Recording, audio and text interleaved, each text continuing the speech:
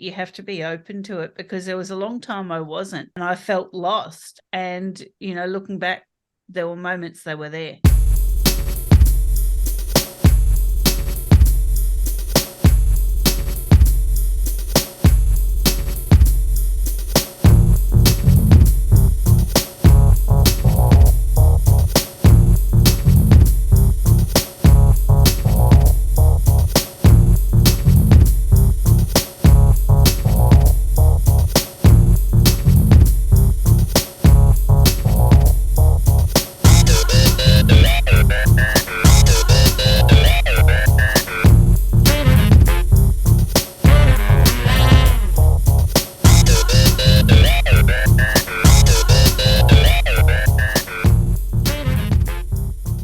Welcome to Super Normalised, the podcast where we challenge the conventional, break boundaries and normalise the supernatural. Join me, CJ, as we explore uncharted realms of existence and unravel the mysteries of our universe. If you have an unusual knowledge or a unique story to share, reach out to me at supernormalised@proton.me. Let's make the supernatural the new normal. Today's guest on Super Normalised is Magic Barclay. Magic Barclay's story is one of resilience and transformation. Weathering a tumultuous childhood marked by emotionally neglectful parents, Magic found herself grappling with eating disorders and alcoholism at a young age.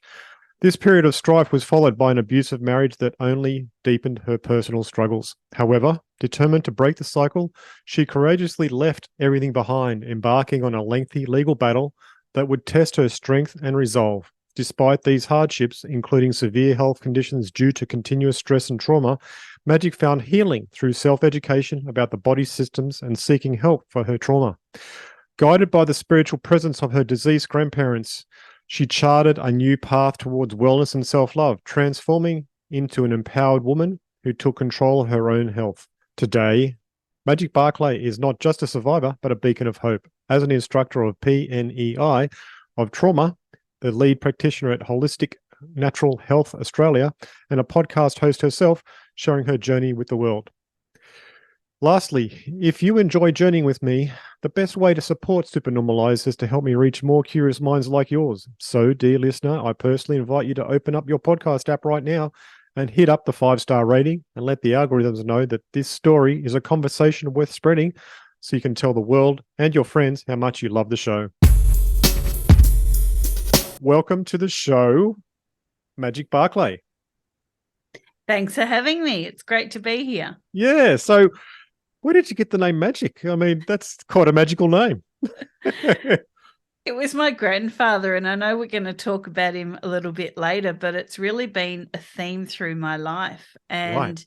I actually wasn't born Magic. I was born with several names, and I Yes. come from a Jewish background, so you can't be named after someone that's living. So I'd collected all these names from those that had passed. Yes. And I was about 11 or 12, and I went to my grandfather, and I was having some problems at school. And, he was very much, don't whinge about it, do something about it. Yes. So he turned around and he said, I named you Magic for a reason. And I went, you Ooh. what? He goes, come on. So we went to births, deaths, and marriages, and he actually changed my whole birth certificate. Wow, that's cool. And so Excellent. he said, now don't come to me and whinge about things. I love you dearly, but sort it out. So I do try to. Yeah, that's great. That's great. So could you start by telling us a bit about your childhood and your family dynamics? How did that shape who you are today? Yeah, look, very difficult childhood. My parents got divorced when I was very young, and they spent most of my childhood fighting each other through courts and, through society and community. And it was, who could hurt who the most was kind of the game they were playing. But I was lucky that on the sidelines I had my grandparents and my auntie, and, they were very loving and nurturing, saw me for who I was. So, I had the frostiness of home and the war zone, and then I would get these little reprieves of family and nurturing, which I wished I'd had in my household. So, it was quite difficult. It was the 70s going into the 80s, and, divorce wasn't pretty common back then. So there was a lot of shunning from schoolmates because their parents were all together, and mine were at war, literally sending the police to pick us up from school to take us to an access visit. And, so it was a little bit difficult. But like I said, I had that safe haven on the side. So, I look back now and think, well, if I hadn't had that, I would have been really stuffed. Yeah, right. So it sounds like you say you faced so many challenges growing up. How did these experiences make you feel like the black sheep of the family? I never really understood, and I'm saying understood rather than comprehend here, because I never understood that you should hurt someone to make yourself feel better. Mm, I mean, I comprehend that hurt people hurt people. It's a very different situation, but it just never felt right that, you need to be a bad person to make yourself better. Like, it doesn't work for me. mm. So I was often on the fringe of my family, and my older brother was the golden child, could do no wrong, and yet I could look sideways and get yelled at. Oh, So I just thought, I don't really belong here, and that's okay. But I did have, like I said, that place of belonging, and that was with my grandparents and my auntie. mm. And so when I was there, I was no longer the black sheep. Yes, you felt They normal. saw me for who I was, and they were like, Mm, you want to scream and shout and whatever, that's fine. So I was a bit of a tomboy when I was growing up, and I'm the last child in my generation and the only girl. And I remember my maternal grandfather, played bowls, and in the bottom cupboard at the bottom of the stairs of their flat was his bowls uniform, and it was always, so pristine and white, and his hat was very well starched. And if any of my cousins or my brother even looked at the cupboard, they'd get a hiding. I would come in covered in mud, open the cupboard, get his hat out, jump all over it, laugh, giggle, whatever. And he'd go, "Oh, darling, you really shouldn't do that." oh. So I was the black sheep, literally the sheep covered in mud.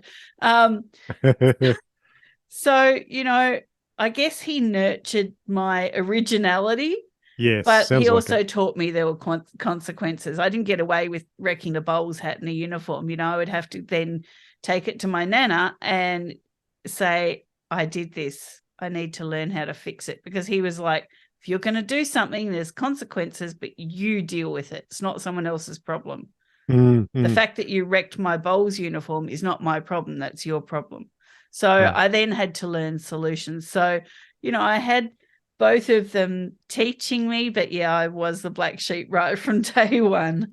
Yes. And it sounds like you had that polar experience in both sides of the family that informed you of how you had to behave in the world in different ways. And that would have been a bit challenging because you would have actually felt in between and pulled to and fro with all that. Yeah. So can you share about your struggle with eating disorders that you experienced during your teenage years, and how were they related to the lack of control in your life? Yeah, I had totally lost control pretty much from day one. So, Oh, divorced parents, and then problems at school, and then, my big brother deciding to go with my father. So I lost him, and I was stuck with my mother. And so I thought, well, everything's spiraling out of control. What can I do? And so the only thing I could do was control my eating, and food had become quite a punishment already over time. So, my mother we'd go on a Thursday and do swimming lessons after school with her best friend and her best friend's daughters, and we'd get like charcoal chicken and chips, on the way home. And my mother would make me sit there and watch everyone eat. And they could have seconds before I was allowed to have any, and I would get my hands smacked. So I kind of learnt that food is punishment. And she would cook steak. I can't even really call it steak. She would cook cardboard, so it was like you could bash it on the side of the table and break the table with it, and really mushy veggies. And when I would complain, she would throw things at me, or she would say, eat it or don't eat it. I don't care, whatever. That's dinner. oh, Deal with it. So I saw this pattern of food as punishment. So when everything was out of control, I thought, oh, okay, food. I can control this yeah, with food or lack of. So I was punishing myself yeah. by controlling what I ate. And that just went right down the gurgler into anorexia. And sure, I felt in control, but I also got down to 42 kilos. And, I'm 5'3", so 42 is a little bit light. Yes. Yeah. Wow. That would have been very hard on your body, and also hard on your body growing up as well, because that can affect everything and cause you to spiral into all sorts of states, including depression. I've read about, and yeah, that would have been hard. Yeah, it was. And you know what? It wasn't the end of my punishment with food. Oh, So, later on, after I had my kids, I became a binge eater because, again, things were spiraling out of control in my life. What do? Let's punish myself with food. yeah. The opposite end of that is overeating and Yeah. eating comfort food all the time. Yeah. Because I mean, well, you figure there's nothing to lose here, so Exactly. I know. Exactly. I know. I've been there. Don't worry about that. I mean, during the COVID years, it was like, well, if we're on the Titanic, I might as well eat anything I want. So yeah, I can understand that that's being tough. Okay, so moving on to your early adulthood, can you talk about your struggle with alcoholism and how that began? Is this another form of self-punishment that you adopted? Yeah. Yep, definitely. It was really a lack of sense of self and just not having any control in my life. So not only was I becoming anorexic at that stage, but I had become an alcoholic by 16. Mm. And, that pretty much only stopped the day I found out I was having my first son. I was like, oh, I'm pregnant. I better stop drinking. So I stopped cold turkey. But yeah, look, alcohol was a numbing sensation for me. I would drink till I was blackout drunk. And you know Yeah, what? right. When you're blacked out, nothing bothers you. So Yeah, right. that was how I did that. Yeah, it led me towards a whole lot of health problems. But, it was also disconnecting from the pain, the things that cause the pain, and from the world in general. Wow. Yeah, right. Yeah, because you needed to unplug to be able to actually reset every now and then, and that was your way of doing it. Yeah, yeah. Yeah, the stress. Wow. And so, how did these personal difficulties affect your relationships with others, say your children, your partner, and maybe other family members? And could you tell us more about that phase of your life and how that rolled out? Yeah, as I said, once I got pregnant, everything stopped. So I Mm. started eating properly and I Oh, okay. started being sober um, because I had another life depending on me. So that was, I guess, the big turnaround for me. Having said that, it wasn't the end of my eating issues. Like I said, I was binge eating and, all that kind of thing. But how did it affect my relationships? Well, I didn't have a relationship with my then husband. Um, I never really liked him particularly much either. I only got married to have children. Yeah. And, something in my brain, very old fashioned, said, well, if you're going to have a baby, you better be married, girl. So I Yeah, was. right. Yeah, yeah. I thought I liked him. I thought I loved him. But look, neither of us should ever have been in a relationship with each other. It was just not a good thing for either of us. Mm. So yeah, I did struggle to have relationships with people. And, I look back at my childhood, well, all of that teaching was there. Was, I never knew you could actually be married and be happy or even like each other because my parents didn't. So Yeah, I just right. repeated history. Mm. I really struggled to keep friendships because I didn't see any worth in myself. Ah, I guess the only relationship I've ever really knocked out of the park is being a mother. yes. And, I still live with my two sons. They're young adults now, and we're best friends. So, I'm really lucky that I finally worked out relationships and that, I had these two little souls helping me do that. Right, right. So obviously you got to a certain point in the stress in that relationship itself with your husband and all of the trauma around that, which is probably related back to your experience of your parents' experience. When that hit its head and came to a head, and you decided to change all that and leave. How did that all roll out for you there? I mean, what experiences did you have, and how did it feel for you to leave all of that behind? Wow, that was a really difficult time. So, I'm not putting all the blame on him. Right. I certainly wasn't the best person I could be at the time, and I was very reactive. And in some times I provoked the trouble.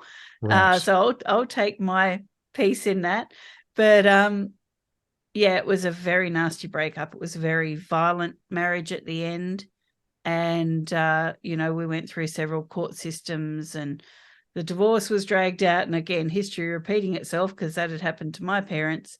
And it was not very nice. And unfortunately, the upshot of the whole situation is 10 years later, my children don't know their father.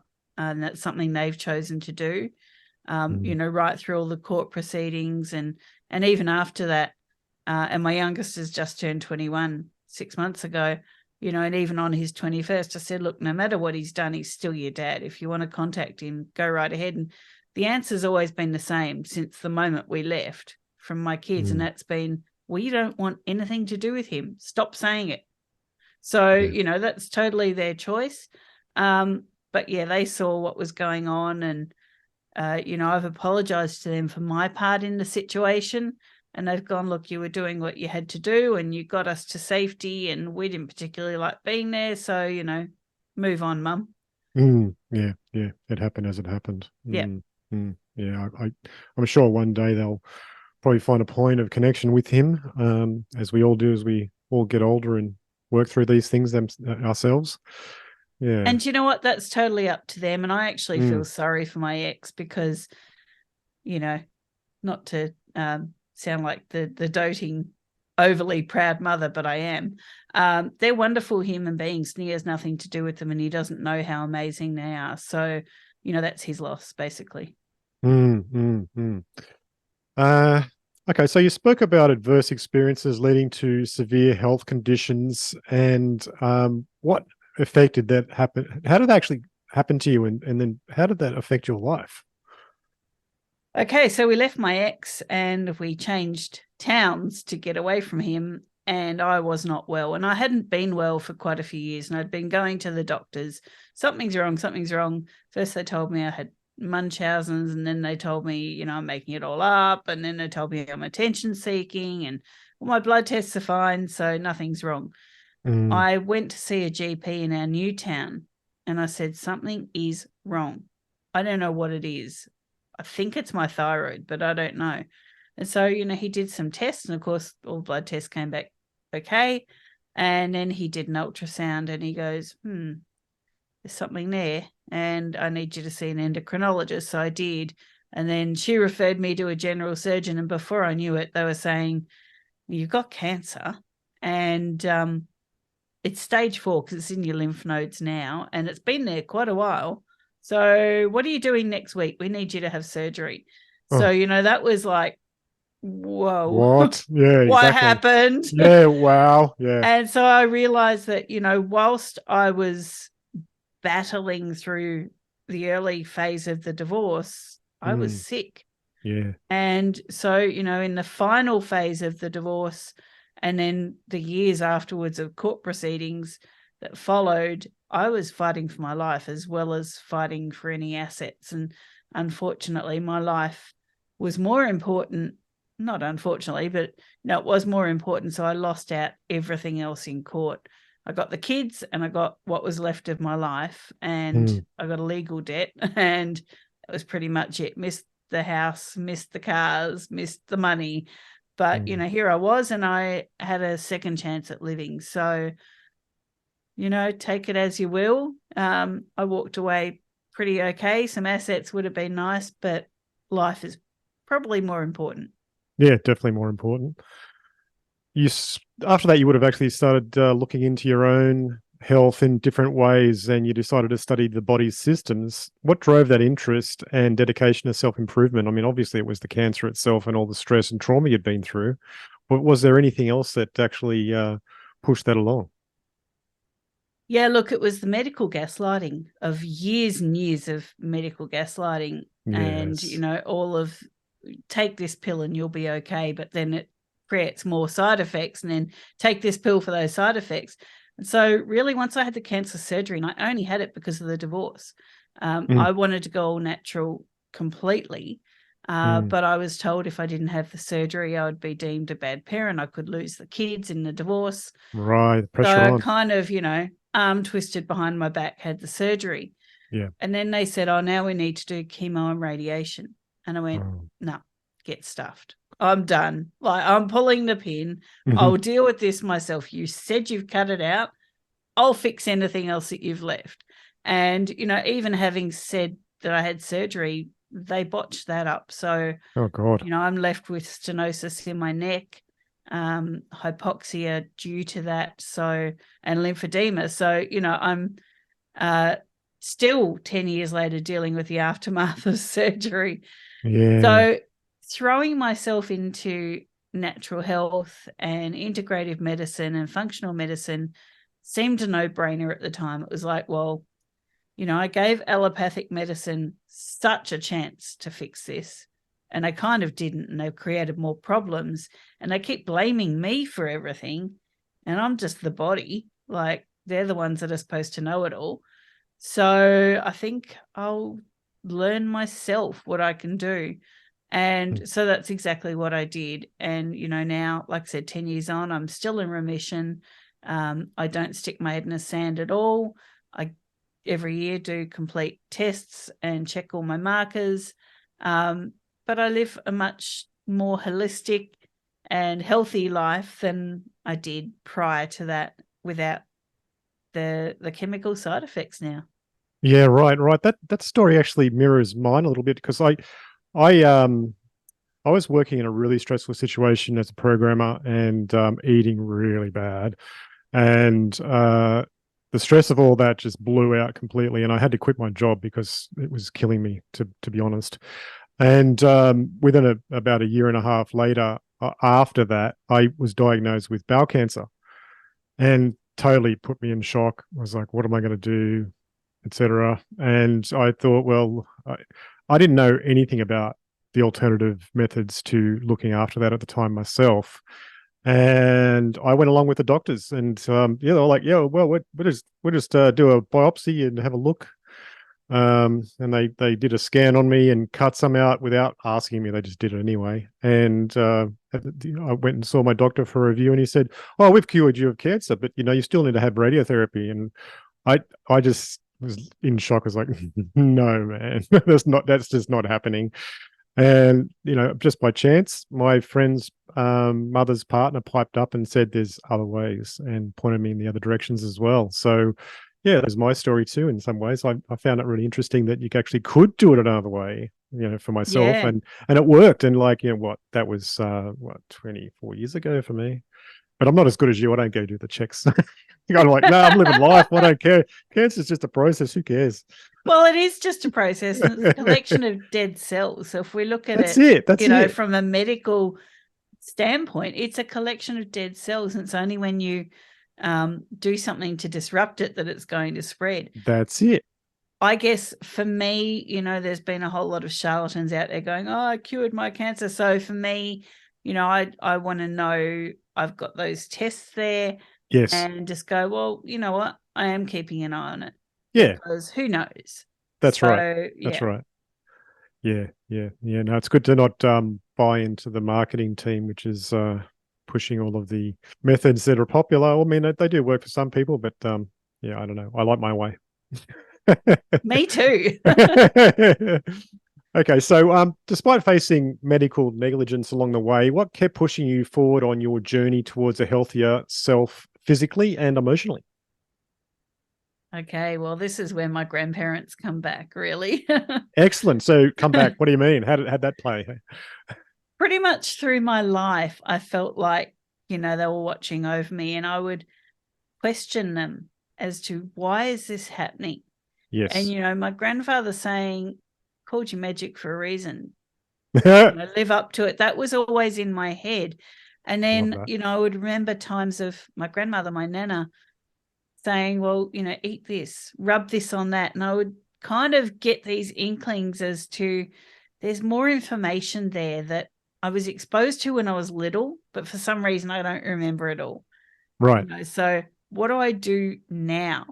And, when I hit my rock bottom in my marriage, and when I hit my rock bottom with the cancer, I hit rock bottom a few times, I got to tell you, there was that kind of knowing that wasn't even a voice in my head. I can't even say that, but it was just a knowing that someone's got my back and that I have access to all the information I need to get over this hurdle and to move on. And, certainly post-cancer, post-divorce and things, I was sitting in a rental just going, well, what do I do now? Like, I've still got 2 kids to look after and a whole bunch of pets. What do I do now? There was this push, I guess, from the other side of you need to reconnect and, you need to know that we're there to support you. We can't give you the answers, but we're here. We've got your back. And so finally I felt, that encompassing love. And I would look back at times when things weren't so good. And I remember, one time in particular, my younger son was just a baby in his cot. My elder son had just gone to the big boy's bed. He was like just turned 2 and all of a sudden he's on a big boy's bed. And I could hear him talking to someone. And I'm like, who the heck is he talking to? It's like bedtime. And I was a really strict parent, like, 7 o'clock, that's it, bed, nothing else. Put your head on a pillow. I don't care if you look at the roof, but that's where you are, Yeah. And so he was having this babble chat with someone. And I'm like, what's going on? So I ignored it. And then when he was 4, he was doing the same thing. And so I went in and I said, listen, who are you talking to? It's been going on for a couple of years at night. Not every night, but, who are you talking to? And he goes, I'm talking to Papa. Now, my kids had never met my grandparents. Oh. Because they'd passed, decades before. So what do you mean you're talking to Papa? And he goes, I'm talking to your Papa. And he's telling me about you. And I went, that's so excellent. What's going on here, And so I said, all right, tell me about Papa. And he'd never seen a photo of my Papa. Yes. Right. And we'd never really talked about him either. And he said, oh, he's making a clicking sound in his mouth. Now, my Papa had dentures. Yeah. And he used to annoy the heck out of everyone by sitting there with his tongue and clicking them on and off. Oh. It's like you'd hear the dentures clicking on and off. And so I said to my son, what's the clicking sound? And he goes, oh, he's playing with his teeth. And I'm like, okay. And now my Papa used to love Tiger Balm.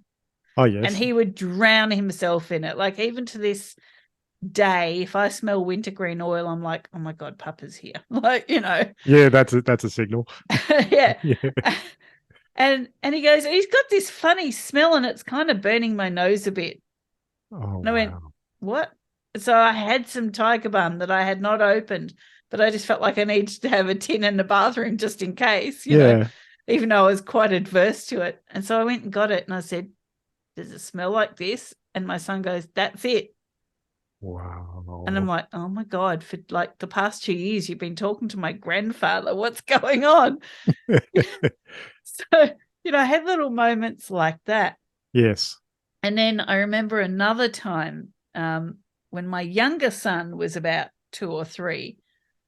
And, he said, oh, there's a cat here. And I went, well, I know there's a cat here. We own 2 cats. Like, well, they own us really. But, who's the cat in your room? And he said, oh, she's this big tabby and she's really fat and she adores you, but she's really grumpy with everyone else and her name's Goldie. And I'm like, that cat died 20 years ago. Wow. What the heck?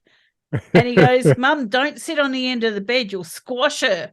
Oh, my God.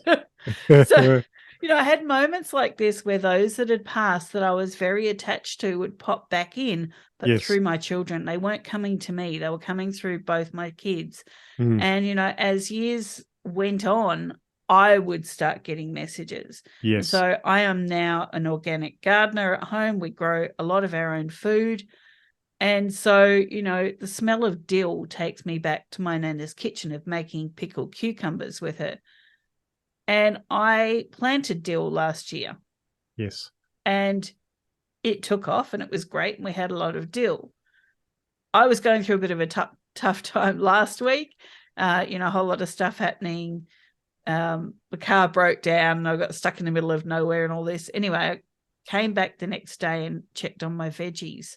And the dill that I planted last year has now gone right through every part of my garden. So as I'm walking through the garden, all I'm smelling is dill, and it's like taking me back to snap out of it, move on. There's something productive you can do. Yes, yes. So, my nana's there and she's reminding me to reconnect, literally reconnect with the earth and reconnect with myself.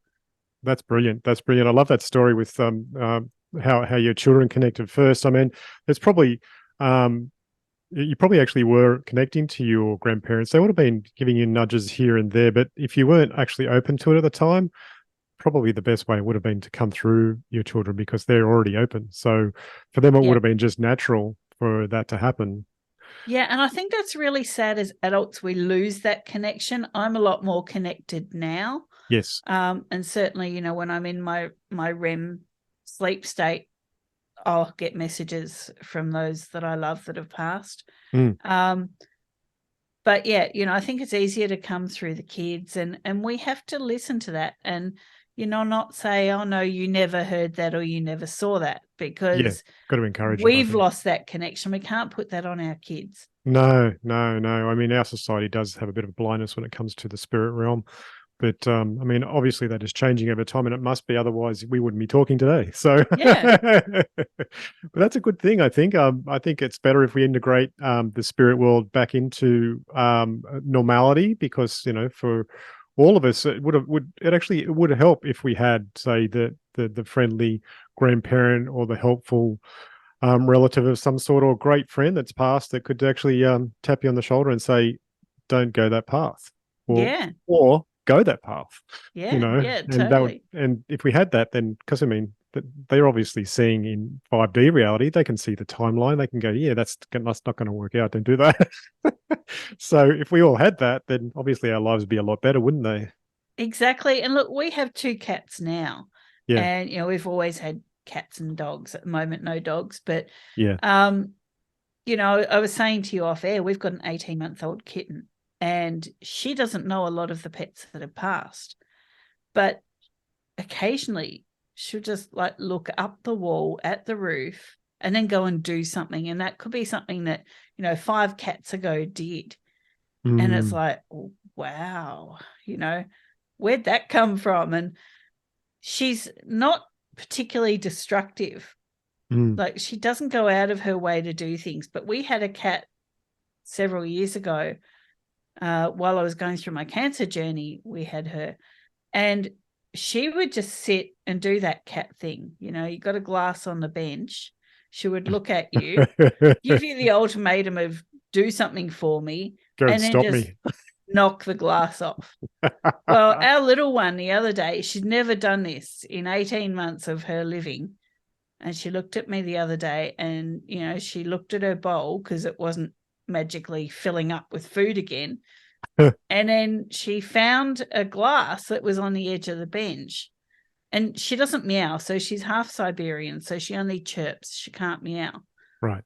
And then all of a sudden she went over to the glass and she gave out this deep meow, which our old cat Shimmer used to do. She had a very deep voice, and she would just give you this like very succinct, short meow before she would knock things off. Anyway, so the little one gave this meow and then knocked the glass off, and then looked when it hit the floor, completely shocked that any of that had happened. Like, she was not in her own body when it happened. And I called my boys in and I said, she just meowed. And they're like, she can't.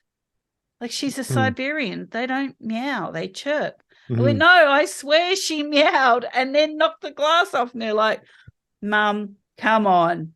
Like, she can't do that. And she's not destructive. So, like, what are you on? You know? And I thought, "Oh, no one believes me. Okay. Yeah, you just believe yourself. That's enough, I find. Yeah. Yeah, But I definitely felt shimmer coming through yeah, our little one then. yeah. And, that was just so out of character. And it was just like, it was in a moment where I was starting to doubt myself and getting myself all stressed up. And it was like, hey, now I'm going to snap you out of it. Here's a moment. Yeah. Excellent. All right. So when you've been working with your grads and then pushing you along a certain path towards, would you say towards health and change? Yeah. Now you Yeah. actually then discovered for yourself holistic natural health because of all this. And you are now an instructor of PNEI of trauma. And what led you to making that decision to become an instructor of that? And how does that connect with all that's brought you here today? Yeah. So I was actually reading a book by Dr. Gabor Mate, and it's called When the Body Says No. Yeah. And, that's a fabulous book. I highly recommend it. And he talked about the PNEI. And when I was reading about it, I'm like, that explains a lot.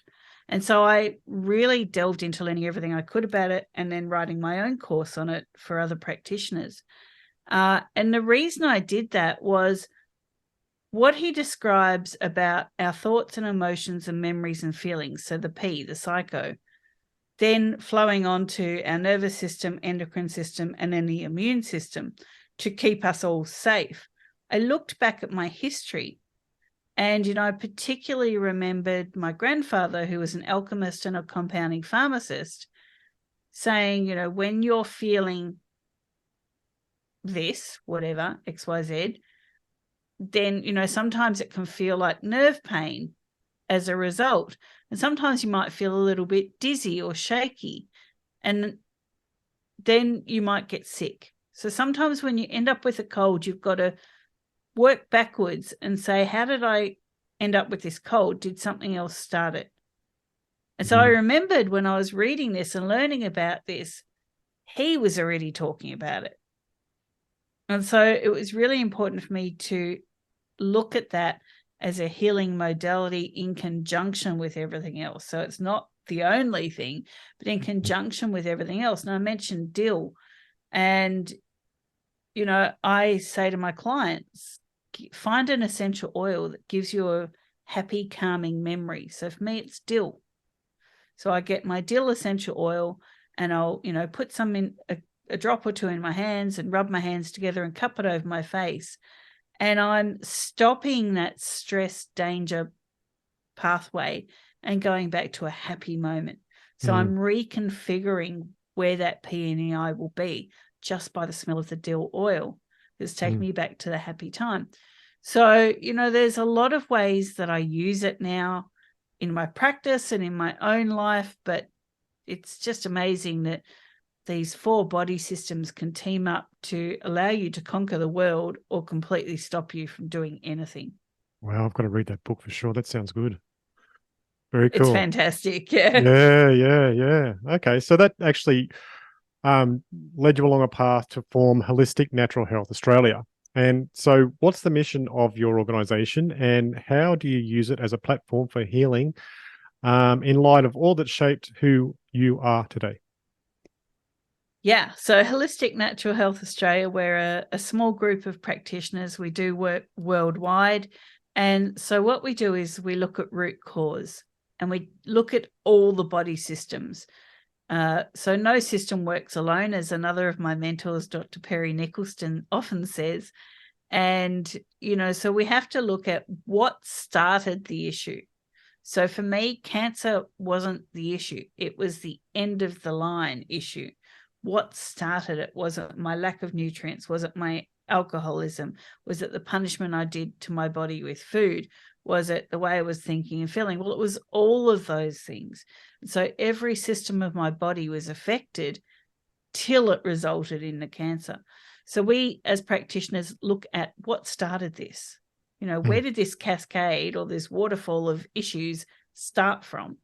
And we use PNEI just as one of our techniques, but we use essential oils as well, blend our own range of essential oils.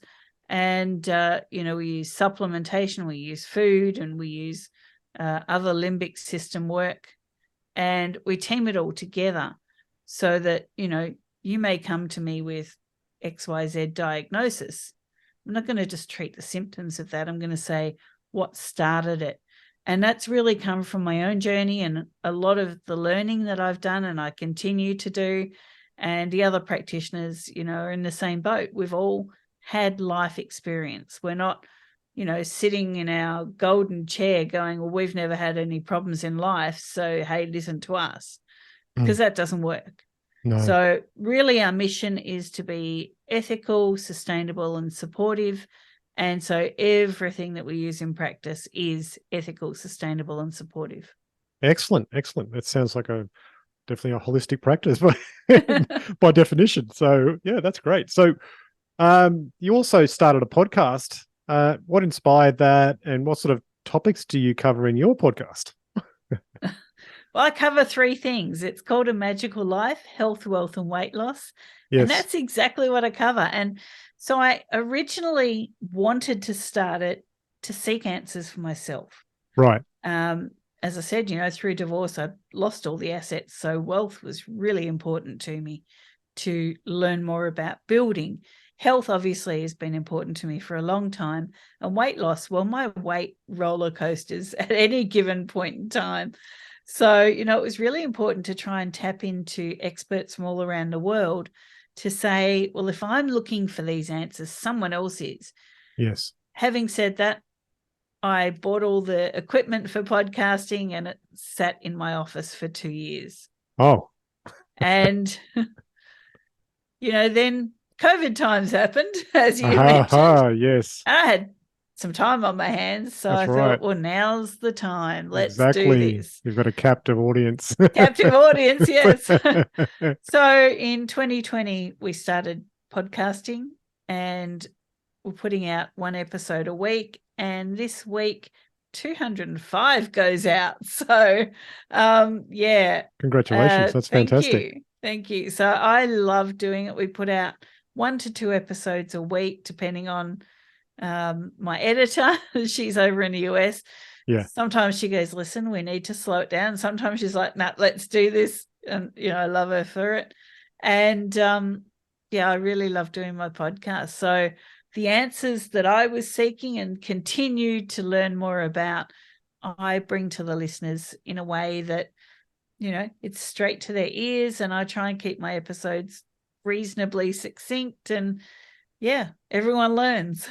Yeah, exactly. That's great. It's sort of similarly the reason why I did mine. I mean, I've had so many experiences of the supernatural and the other that I just want to share that with the world. And I find there's other people out there that have had experiences too, but they don't get a chance to because a lot of people just sit around and go, yeah, that's nuts. But obviously there's a place for it. Otherwise, people wouldn't be listening to podcasts. I mean, I've actually hit my downloads of 1,022 as of last night. So I'm like, yes, over 1,000. The next target is 10,000. Yeah. So, but in time that's going to grow, of course. So, and I think it's good that, as a service of what you're doing to help people to see being and living and being more healthy and self-respectful of their body and their lives. Yeah. That's cool. So Magic, look, we're going through, quite bizarre and unusual times. And don't get me started there. Well, I'm actually going to, because what I like to do sometimes is I pose that question. It's like, we're going through, intense times and things are changing quite rapidly. And it seems quite weird and unusual. Do you have any positive tips or ideas for people to actually help them to get through all of this that we're living through and to live a healthy and happy lifestyle? Yes, I do. And I'll try not to get your podcast struck off for this comment. Okay. People, question everything. Yes. Okay.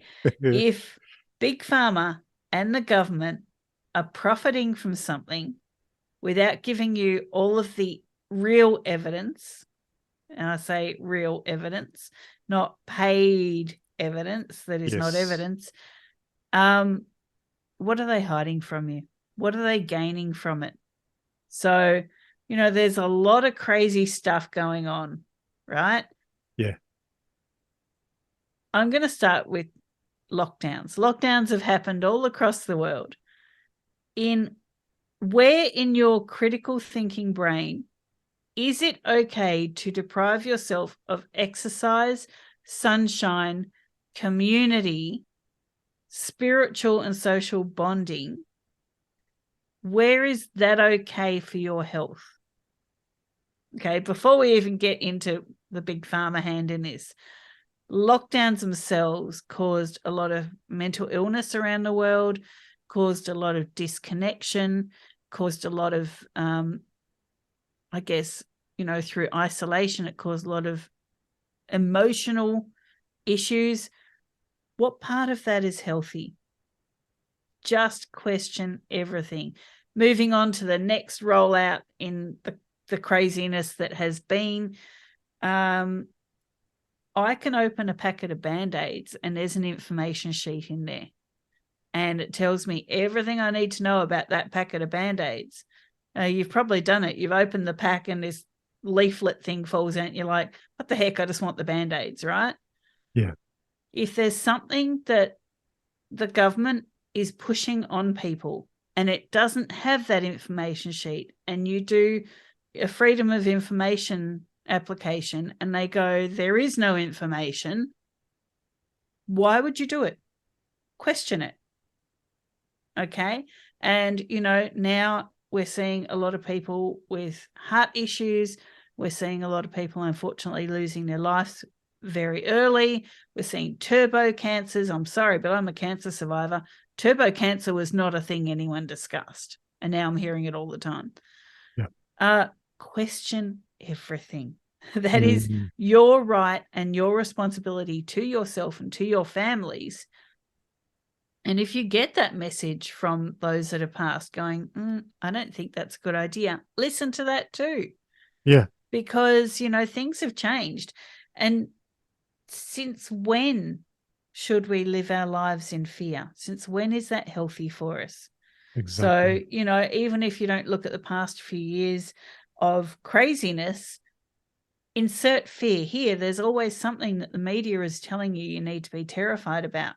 Yeah, exactly. Now it's supposedly a war between two countries in Europe, and yet, on YouTube there's readily available, I guess, videos of camera crews staging scenes from this war. Yes. Like, question everything, people. Yeah, exactly. Live in your truth, stand in your truth, and just go, that seems a bit crazy to me. I don't think I'm going to participate in that. Exactly. That's timely advice for sure. Woo. We went there. Sorry. It's all right. No, look, I actually think exactly the same, and I don't say much about it because I've got friends, I've got my own little circle that I talk about these things, and so yeah, it's out there. I'm glad that you said it, and Yep. I'm agreeing with you on all points. Yeah, I've always been a little suspicious of any intent by large groups because they all just seem like gangs to me. So they are, yeah. So I just step back and go, "What's the gang want?" Look, you know what? At the end of the day, I'm in health, and Yeah, I have a responsibility to research the heck out of everything. Yes, and I do. And when I can't get that information, I go, "What are you hiding?" And then when I look at, the cascade of adverse reactions and deaths and things like that, I'm like, yeah, that doesn't look healthy to me. I'm sorry. Yeah, right. But, if my essential oils have 0 side effects, and then the thing that you want me to put in my body has multiple side effects that I won't know till after I've put it in, I think I'm going to steer towards the essential oils. Yeah, of course. Makes more sense. Yeah. Totally. Totally. Yeah. Wow, excellent. I'm really glad that you have come on today, Magic. It's been a really good interview. I've really enjoyed talking to you and hearing your story, and you're reconnecting with your ancestors, your parents, through your grandparents, I should say, through your work and how you share your work with the world. That's really cool, and all you've been through that you've shared too. That should help others to see that there is other ways out of life rather than always be stuck in trouble. Thank you. Yeah, I think it's really important that we just go, what is the bigger picture? And Yes. how do I get that for myself? Because I deserve it. Yeah. Well, sometimes when you're in that, you don't even see it, that there is a possibility of having a bigger picture, but all it takes is a little tap on the shoulder, and it could be from a spirit or it could be from a friend saying, hey, listen to this podcast. Somebody's been through what 100%. somebody's been through what you've been through. So yeah, have a listen. You might get some ideas. So yeah, very cool. Thank you. Yeah. So people get in contact with you and avail themselves of your services. Yeah, so everything is on our website, which is www.wholisticnaturalhealth.com.au. So we are based in Australia, and it's holistic with a W because we use holism to treat the whole body and mind. So wholisticnaturalhealth.com.au. You'll find our podcast there, links to all of our socials. You'll find our shop with our essential oil blends, and you'll find our root cause analysis, which is our complimentary call. Excellent. Excellent. Okay. So I will include all of those links in the bottom of the show notes for this podcast. And once again, Magic, thank you so much for coming on. Thank you so much for having me. I've loved it. Yeah, it's been a pleasure. All right. So I'll say goodbye for now. And yeah, hopefully we'll talk in the future. See you later. All right. Bye. Bye. On today's show, it was a pleasure speaking to Magic and hearing of her life experiences and how through all of those challenges, she actually had at her back her ancestors. And this is something that I've seen as a theme for many, but often we don't listen. And imagine that, you're in a room and there's spirits all around you all of the time that you cannot see, yet they are able to see you, and you're ignoring them, but they're there with a wealth of knowledge to help you on your path. Many cultures see that the past loved people in your life instantly become an angel for you, or a spirit guide, or a guardian angel of sorts. And this is actually a part of many cultures. So why not adopt that as our own culture? I mean, we've been divorced from the spiritual for a very long time, and it's time to bring that back into the foreground. And, spirit ancestor worship isn't necessarily something you have to do, but even just recognition by, acknowledging them. And personally, myself, every night I thank my ancestors for all that they went through and all that they experienced, so that I'm able to be here now. And that's one of my points of connection. And another point of connection is, for my past parents. I will often, when it's their birthdays, I'll put a candle out or their favorite drink and next to a photo of them, and say, thanks for everything. And, sometimes they turn up and give a message. Other times, they're completely silent. An example of that, which I found amazing, one time I was driving with my wife in the car on her past brother's birthday, and I've got a phone that has it's an iPhone, it has Siri, so I have that turned off because I find it quite invasive. But my phone was plugged into the car, via Apple CarPlay. And we're driving along, and she said it's been 20 years since he passed, and I see that as such a long time, because she was having a moment of feeling that longing and disconnection. And on the car console display, it popped up Siri, and it said, at that moment, in his terms, that's what I reckon. And that's exactly something that he would have said. And she looked at me, I looked at her, we pulled over and went, wow. So Spirit contact can take many forms. That's an example of one that's very physical. Other times it can be just a smell. It can be an idea or a bit of life direction that you may not have considered that is there to help you. Just imagine these spirits, they're in the next dimension, above this dimension, outside of time. They can see all of your life, all you've been through, all that you're going to go through, and the possibilities and path choices you can make. If you listen, you may be able to get some good insight out of that and change your life for the better as well. Thank you so much for listening. And if you have a story that you'd like to share on the show, please get in contact with me at supernormalized@proton.me, and have a very good week in the meantime. I look forward to you having a listen to me next week as well with my next guest. All right. Bye for now.